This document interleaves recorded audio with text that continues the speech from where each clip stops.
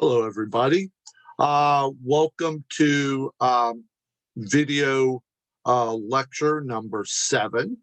What I'm going in the quantitative research design course. What I'm going to do in this course is talk about some of the advanced uh, statistical and research analysis topics that are in your book and talk about them in a little bit more detail. We have covered so far, here's the way things have gone so far in this course. We've talked about different advanced quantitative research approaches with a particular focus on regression analysis. That is more what I think is the most prominent advanced statistical test that you will see. So we talked about regression. I also talked about time series analysis, but a little bit more on regression analysis. And we've also talked about variety. I've made the I've made the comment that what you should be seeing with the regression analysis is a lot more of an emphasis on correlation. And as we move into some of the other advanced statistical techniques, I wanted to make sure, as I pointed out before, that you were seeing that what you kind of see in a lot of introduction to research design courses is that the whole concept of quasi-experimental research in psychology becomes sort of, if not a fake dichotomy, is it research or is it experimental or is it quasi-experimental? It becomes complex. The issue being, of course, that with humans you can't control every factor. So saying whether something is truly experimental or quasi-experimental is very difficult to do. So that's where this whole idea of, as I said the last course, and a lot of introduction to quantitative statistics, correlation can kind of get brushed off to the side because of this whole concept of correlation does not mean causation. And because two variables are related doesn't mean that you can say what the cause is. And in the end, that becomes sort of, if not irrelevant in psychology, at least a point that you cannot identify specifically in any sort of psychological research. So in the end, what ends up happening is whether you can say that your dependent variable is affected by your independent variable, which in the end is all you're trying to do with psychological research, regardless of what method you use, regardless of what statistical test you use. In the end, all you are trying to say is, does this single or set of independent variables have a significant effect on this dependent variable? And the only way you can really make that determination in a clear-cut way is to have a well-designed experiment, one where you are controlling for all the variables that could otherwise be an explanation. So in a lot of ways, and actually in almost every way, research comes down to how well do you control the experiment? How well do you make it so that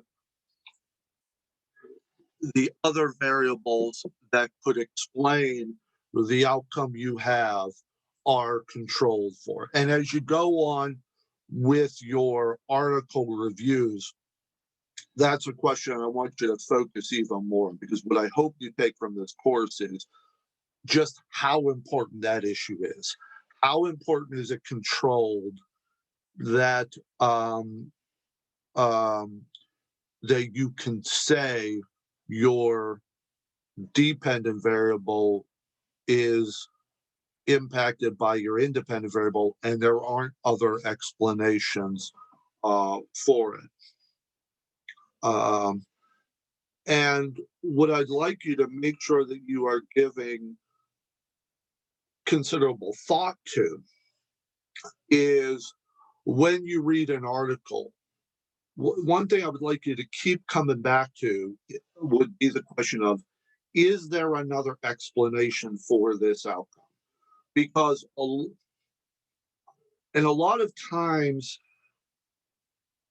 that's where you as a reader are going to have the most,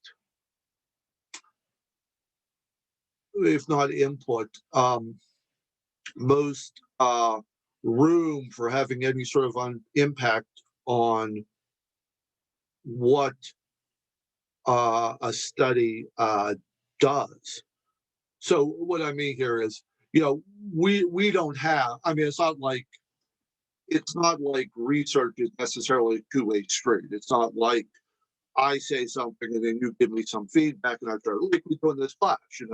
I always start each class by asking you if you have any questions, give you the opportunity to bring up anything else you want to talk about. So it's a two-way street. If I think I'm being clear about something, you can explain if I'm not. If I think I'm covering everything you need to know, and you say, hey, well, wait, I'm really wondering about this, you can give your input. So in every avenue of the class, there's an opportunity for it to be a two-way street. Research isn't always seen that way. It's a kind of a one-way street. I write to do the research, I write the article, I submit the article, if it gets published, you read it, but then our interaction, as far as my being the researcher and you being the reader of the research, sort of ends there. But there is the opportunity, though, as you review research, as you read it, as you analyze it, for you to have your own interpretation about what the research means. You get to have that opportunity to say, as you share with other people, as you use the information, hey, here was this article and here's what they said, but here's my opinion about what it means. So when you're reviewing an article, when you are reading research, that interpretation of what does it mean is something that you have your own ability to identify. Just because the researchers say, hey, we did this, this is what we think it means, doesn't mean that you have to take that for face value. And in fact, researchers, when they write articles, will kind of give you room for at least starting to think about, hey, wait a minute, is it possible that this could have another explanation? And what I mean by that is because they summarize, or they're supposed to summarize anyway, the strengths and weaknesses of their study. They're supposed to say, hey, here's what we did that we think was particularly strong about the study, but here's where it had some limitations. And as you read that, you can make your own judgment about how much you think those weaknesses impacted the study, because it is possible that there may be where the real sort of diversion can be away from you saying, hey, I have to just go with whatever these researchers. So I bring this up because as we move into, and I'm going to talk about some more advanced statistical methods and some advanced quantitative research analysis, and we'll pick this up also as well when we meet on Thursday. But as you analyze your next article, what I want you to try to give more weight to is, what did the researchers say this article meant or these results meant, And can I have a different interpretation? Do I have a different opinion about what this research might have meant? I know this is what they said it meant. I know this is what they said the conclusion should be based on these findings, but is that actually um, where I think the um, findings lead us? Is that really what I think these findings mean? And is it possible that they may mean something else? So anyway, I'd like you to make sure to give that some thought. I think I'm even going to make that the discussion point for this week, and we can pick this up when we talk on Thursday. Is this idea of sort of analyzing a little bit more? How do I determine if the research means what the author said that it means? And I'd like you, when you write your article review, to maybe get that a little bit more focus. Okay, so why don't we though pick up on some of the more advanced some advanced quantitative techniques that we haven't talked about that much so far. Okay, so let's start with let's start with cluster analysis. Um, Cluster analysis is a set of statistical techniques that allows you to group your respondents based on the characteristics they possess. If you remember back when we talked about regression analysis, I talked about there being this regression equation. And essentially what a regression equation is if you graph out all your respondents, if you graph out all your results, the regression equation represents the function of the line that most often, or that would come closest to cutting together all the items. So you have a line, and then they all these items cluster around the line. And the way to think of it is this idea of R, which tells you the strength of the equation. And essentially what it means is if your line, if you drew this line and every one of your respondents fit perfectly on that line, so you basically graphed out all your results, and all of them fit perfectly on that line, you have an R of 1. It would be absolutely perfect. That 1 would essentially mean that your line accounts for 100% of the variability in your responses. So basically, the independent variables that you have in your regression equation represent 100% of the variability in your dependent variable. So basically what you're saying is every ounce of change in your dependent variable is accounted for by your independent variables. Okay, now you rarely ever get that. But the larger your R is, it means the closer it gets to the lines on that your regression equation represent, or the line that it represents. Now, what you also will see when you graph out data from that a regression equation is meant to represent, what you also see is there will be times where they all kind of group together.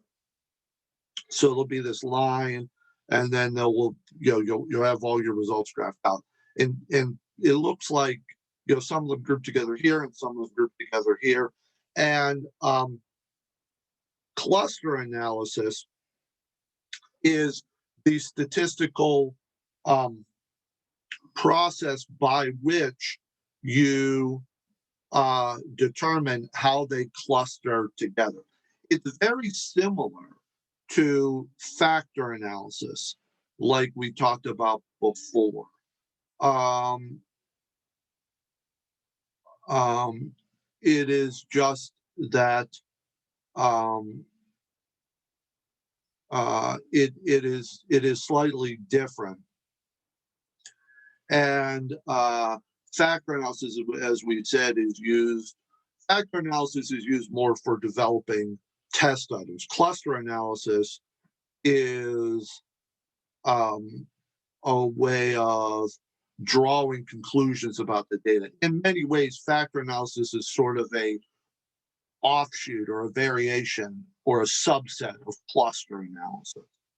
So cluster analysis groups together items that are similar and also distinguishes how, if they are dissimilar from another group. So what you tend to do with cluster analysis is have a group of clusters of items that are grouped together, and then they are separate from another cluster um, that is elsewhere. The other thing that's slightly different about cluster analysis from factor analysis is cluster analysis is completely what's called post hoc. And let me, let me define those terms. It's more of a basic statistics term, but let me remind you what the term means. When you do statistics, there are two types of tests that you can use. A priori, A Priori, a priori. And that means you take some sort of guess beforehand, educated guess about um, where what you think the results are going to be. So when you come up with a hypothesis, when you come up with a null hypothesis, that is a priori. Those are a priori. I mean, you say beforehand what you expect the results might be. Post hoc are statistical tests that allow you to um, uh, analyze the data after you collect it. So if afterwards you start to say, hey, it looks like this result may have been reflected in the data, I'm going to do a statistical test to see if that's true. Post hoc allows you to do that analysis after you've completed your initial statistical test. Cluster analysis is entirely post hoc. Entirely is based on you graph out the data, you see what it looks like, and you say, hey, it looks like we've got some patterns here. Let me see if there's any results to that. That's different from discriminant analysis, which is what factor analysis would do, where you sort of determine ahead of time what you think the group memberships are going to look like. So you have a theory about what sort of groupings you'll have. You may not know what items are going to fall in which groups, but you distinguish ahead of time what you think the group membership is going, what you think the different groups are going to be. So now, where this is particularly used in mental health research is, say and it's mentioned in your book. Remember, this book is specifically how research can be used in counseling. And with counseling research, oftentimes you want to try to group. You may want to group individuals based on their response to treatment. So you may find that certain groups of individuals respond better to certain types of therapy. Notice, and one thing I'm hoping you're seeing as we get towards the latter part of this course is how all the concepts we talk about sort of tie together. factor analysis is a form of cluster analysis. What I was just about to say is notice how this could tie in as a way of identifying moderators and mediators. You may be able to identify based on cluster analysis how certain patients respond better to certain types of therapy, and that may allow you to identify what a mediator or moderating variable may be when it comes to distinguishing effectiveness of therapy. Just to give you some other areas where in other fields where cluster analysis might be used, biology, very often cluster analysis is used to identify whether groups of genes have certain have similar functions, whether they work similarly. Cluster analysis is used a lot in information science. Data mining. Data mining, which is a term used in computer science, is heavily based on cluster analysis, which is you put in a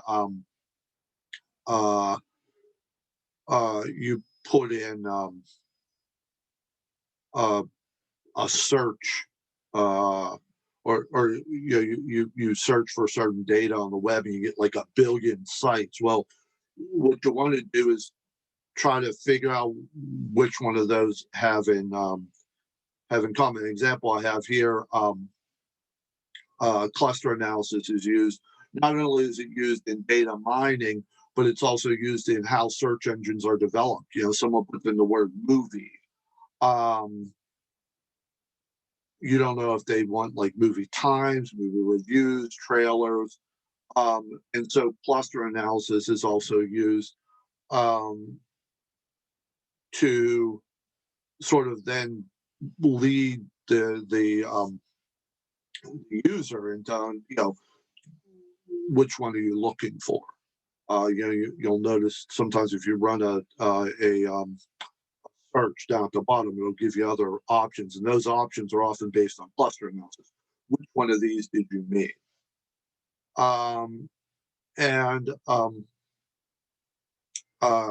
Cluster analysis is also used in climate research. You try to figure out what sort of atmospheric events are having the most impact on the climate, and cluster analysis can often be useful for that sort of thing.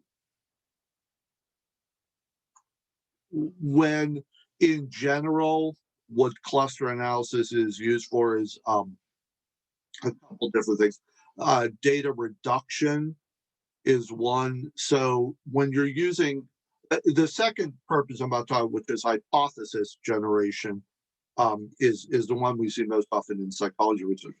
But data reduction, it's interesting. The cluster analysis is a type of statistical procedure that is used both for practical and empirical use. And what I mean practical is you actually use it not for scientific research, but for use that you need at the moment. And in that case, it very often can be useful to reduce vast amounts of data to smaller groups. Data analysis or data mining is a good example of that. People who participate in data mining aren't necessarily doing experiments. They are trying to figure out, make some sense out of this vast amount of data they have. An example might be a major retail chain once gathers this ton of information on the customers, and they may make some sense out of this. So cluster analysis is an approach they might use to try to figure out, okay, how can we group this together? Can we put this together in more manageable ways? So that's one way that cluster analysis is used on a practical way. So that's a practical use of cluster analysis. Hypothesis generation, which we see more in the research we talk about in here, is where uh, the researcher can use the results to generate hypotheses, either hypotheses that they address in the study, or whether it then sets the ground for them saying, okay, these are the results we got. What do we do? Here's suggestions about what to do next, which is you're always supposed to address in the discussion. A couple things that I want you to, and as we move to the latter part of the course, I'm trying to help you understand how where this is in the advanced. One thing, as I've said throughout this course, is when we call it advanced quantitative research, I see that meaning two things. One is it's the next step. It goes beyond t-test, ANOVA, correlation, and these are the statistical processes there. But also, to me, advanced means it's helping you understand how this is used in the real world. Not just, for the most part, a lot of what you learn in a basic research design course or a basic statistics course doesn't have a lot of practical uses outside of that course, outside of the basic, but what I'm hoping you get from the advanced stuff that we talk about here is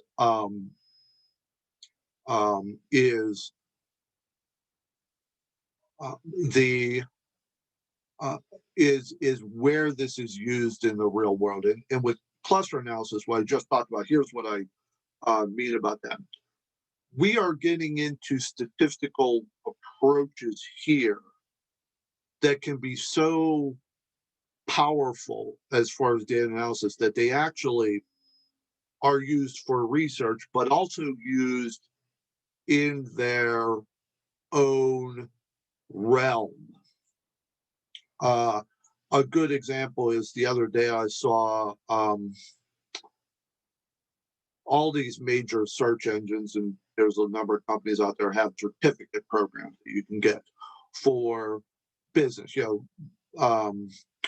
Coursera is a famous name. Coursera is you can take courses in Coursera that allow you to get a professional certificate. You don't have to go through a whole college program to designate that you have specialized skill that businesses are looking for.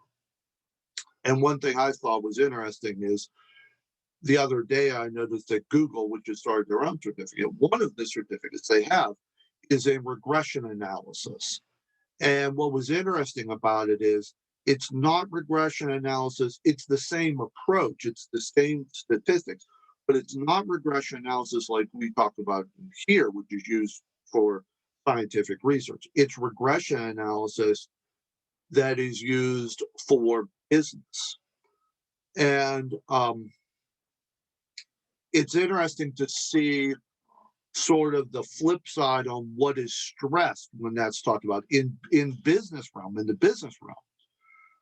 You notice that when I talk about regression analysis, I always talk about there's this regression equation that you come up with, which basically is a way of predicting an outcome. And what that means is the regression equation, basically, the data that you put in there is,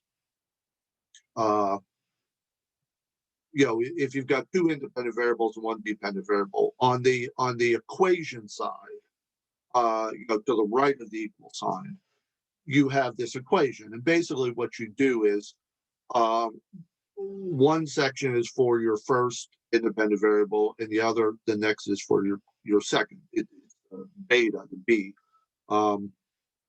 B1 is your first independent variable. B2 is the number for your second independent variable. And basically what that does is, if you have a specific value of your independent variable and you put it into that equation, that equation will give you an estimate of where your dependent variable would fall on that line. So it says, okay, um, if you have these uh, values for your independent variables, if you put them into the equation, here is the estimate of what you will get about what your dependent variable value is. Now, in in um, in in analyzing the regression equation, you get statistics that tell you how strong it is. Um, so um, uh, so you get an R that tells you um, basically gives you a measure of how close that estimate is to what the actual outcome is. And really, the way that the strength of your equation is determined is you have a whole lot of uh, dependent variable results, your data. And basically, the strength of your equation is calculated because the computer basically takes all the estimates that that equation would have come up with and says, okay, this is how close those estimates actually get to the real values of what you have. Now, in research, that is the most important part, because that strength of your equation tells you basically how much the variability in your independent variables impacts on the outcome of your dependent variable. So that's an important thing to know when you're trying to figure out the effect of independent variables on your dependent variables. You want to know how strong that equation is. On a practical level, um, uh, on a practical level, um, in business,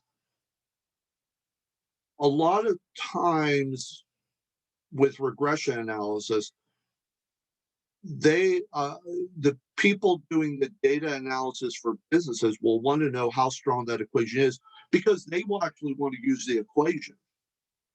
They will try to come up with an equation that is the strongest they possibly can have because then they will take it and say, okay, here's how we're going to actually use the equation. And let me build. By the way, I know we're going to continue this on Thursday, so I'm trying to tie together two things: talk about some more advanced statistical procedures, while at the same time helping you have a sense of how all this material in this course ties together. So I'm going. I know we were talking about cluster analysis, but when I talk about cluster analysis and regression analysis, what I'm addressing now is sort of helping you see how these advanced statistical tests are used both for practical purposes and research purposes. Here's an example of how regression analysis might be used in a research purpose and a practical purpose. If I am doing marketing research, let's say I'm a researcher who studies consumer behavior, I might want to know what impact does IQ level and education have on how much people spend in a convenience store. Um, um, and actually, that's a consumer behavior research. There's often been a lot of criticism that convenience stores um, take advantage of individuals who um, maybe don't think about things on a more complex level because they're easy to get to. The word convenience is right in the name. So because there's stores that are easy to get to, they might tend to mark items up a lot. Um, that's a lot of criticism, for instance, of convenience stores in poorer neighborhoods because it might be harder to buy fruits and vegetables if you don't have a real grocery store nearby. So they buy apples and they like mark them up like 4 times. So let's say um, in my marketing research, I would have as my dependent variable the amount of money spent in a convenience store. And then my independent variables, and I know there are different names in regression analysis, but just for sake of this, the dependent variables, amount of money spent in a convenience store, and the independent variables might be IQ level and education level. Okay. As a market researcher, as an academic, what I'm looking for is a regression analysis where I can draw a conclusion of how much are these variables related. And so that's my hypothesis test for, so I come up with a hypothesis beforehand and I use the results of my regression analysis to determine how strongly these variables are related. Okay. If I were, however, let's say instead of my being a market researcher, let's say I own a chain of convenience stores out here, one we ever called 7-Elevens. I don't know if those are still national if you have them in California, but you've probably heard of them, 7-Elevens. Let's say I own 7-Eleven. What I would want from analyzing the data, although of course if I own 7-Eleven, I'm not analyzing the data. I hire people to analyze the data. But the people who are analyzing the data for me, what I want to know from them is I want an effective regression equation, not because I'm trying to academically understand how the variables are related, although I may have an interest in that. My main thing is I want an equation that tells me if someone has this much education and if someone has this level of IQ, this is how much I can expect that they're going to spend in my store. So that will help me determine where I want to put my marketing dollars or how I want to feel. Someone with a lower IQ and a lower education level, my type of where I advertise and how I advertise is going to be different than if someone has a higher IQ and a higher income level. So that will, if I can make very specific decisions about how much I expect someone is going to spend, then that will help me make decisions about where to put my stores. And so notice how it is a very practical type of outcome that I'm looking for. Okay, so that's sort of an example of what we've talked about so far, and how the practical, how a lot of the more advanced statistics that we talk about in here have both a practical and a research application, used both for empirical research and practical purposes. So now the example I used was regression analysis, that's just because we've talked about that so far. But it also applies to cluster analysis, which I'm bringing up here. Okay, apologize for that. I had a little bit of an allergy attack there. So what we're talking then about is cluster. So moving on now to cluster analysis. Basically, what cluster analysis allows you to do is sort of post hoc. And again, this is going back to this whole issue of a priori and post hoc. Post hoc, it allows you to sort of piece together how the items are grouped in a way that in research allows you to generate some hypotheses afterwards, and in business or practical applications would allow you to identify uh, whether there are variables that you want to take into account when you are making decisions.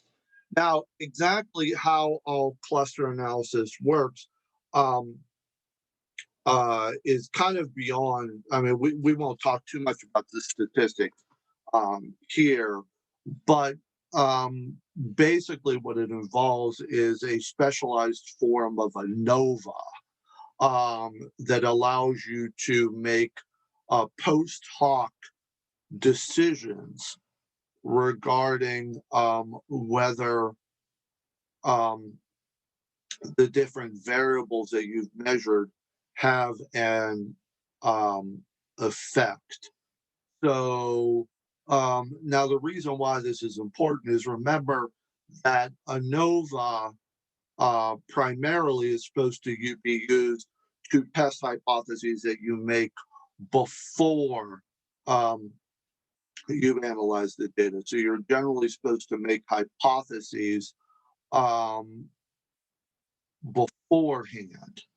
Um, and there are some assumptions that are made that are that are part of the ANOVA process that are supposed to be in place um, before you make those hypotheses. But there are other types of ANOVAs that you can use um, post hoc after after you've collected the data and based on assumptions that you're uh, based on hypotheses that you're testing after you've collected the data. Because remember what cluster analysis is the way cluster analysis basically looks at is you gather the data, you graph it out, and then as you look, as you analyze the data afterwards,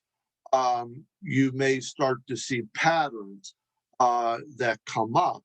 And based on what you see in the way the data graphs out, you draw conclusions post hoc about where some variables may be having a significant effect or where different groups may be grouped together.